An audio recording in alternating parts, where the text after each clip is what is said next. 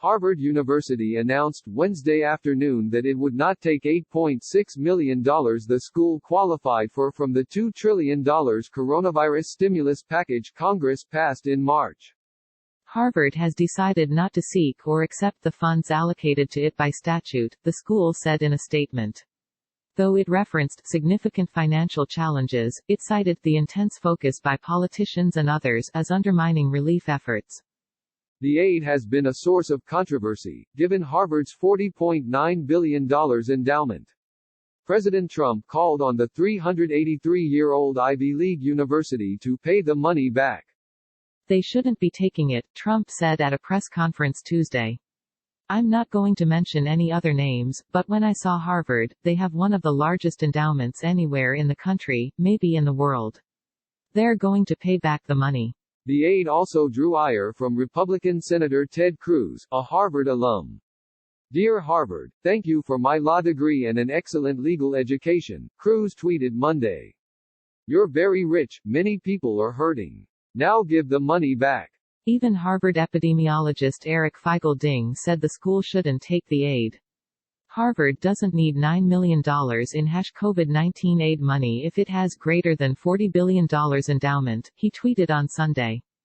Harvard originally resisted Trump's call to turn down the stimulus aid, stating it was allocating 100% of the funds to financial assistance for students to meet their urgent needs in the face of this pandemic. On Wednesday, Stanford and Princeton also indicated they would not accept CARE Act funding.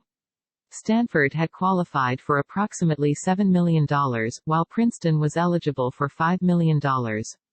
Princeton, which did not request these funds, has examined whether it could use them in a manner consistent with congressional intent and guidance provided by the Department of Education, Princeton spokesman Ben Chang said in a statement.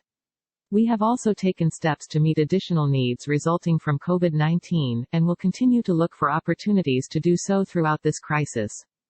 The Coronavirus Aid, Relief, and Economic Security Act, or CARES Act, allocates nearly $14 billion to colleges and universities. Education Secretary Betsy DeVos stipulated that each institution had to distribute at least half of its stimulus money directly to students, to help with tuition, food, housing, childcare, and other expenses. We don't want unmet financial needs due to the coronavirus to derail their learning, DeVos said earlier this month. She had also been critical of elite, wealthy institutions like Harvard accepting stimulus money. Schools with large endowments should not apply for funds so more can be given to students who need support the most, DeVos said in a statement.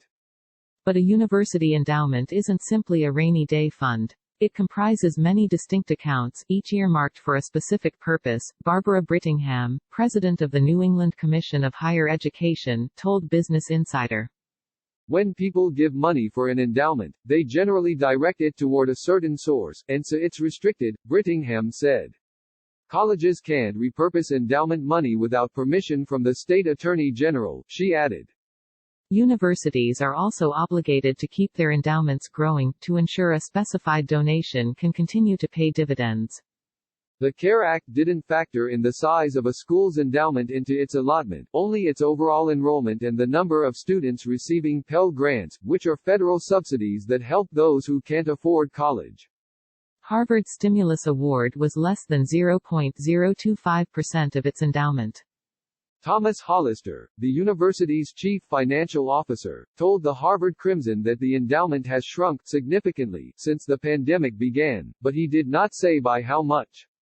Across the Charles River from Harvard, in Brookline, Massachusetts, sits Pine Manor College, a small, private liberal arts school. It was founded in 1911 as a women's college, only going co-ed 6 years ago.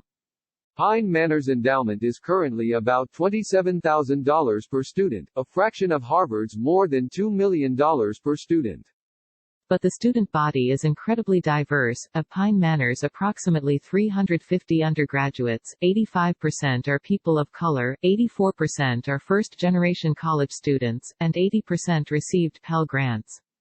We're one of the very few institutions who are serving such a traditionally underserved community, Pine Manor President Tom O'Reilly told Business Insider. The college has struggled financially, even before the pandemic. In 2013, it sold off 5 acres of its campus to Tom Brady, who built a mansion and yoga studio on the land. The $4.5 million profit doubled the school's modest endowment, O'Reilly said. The current crisis has cut revenue streams in half but spiked expenses, including the transition to online learning and the huge amount of sanitizing that had to be done on a regular basis, O'Reilly said. The $500,000 the school received through the CARES Act was not enough, he added, but it was meaningful to get something. With less money to fall back on, colleges with modest endowments face an uncertain future. Franklin University in Ohio has already announced the closure of its Urbana branch campus. The Vermont State Colleges system may close 3 campuses permanently. As for Pine Manor, the New England Commission of Higher Education said in a statement that it was uncertain whether the college could sustain full operations at the current levels beyond the current academic year, according to the Boston Globe. O'Reilly is cautiously optimistic. "We do persist," he said. "I'm betting that we're still going to be around and making a difference." Still, he hopes for an additional round of aid. "It would be extraordinarily important for there to be more," he said.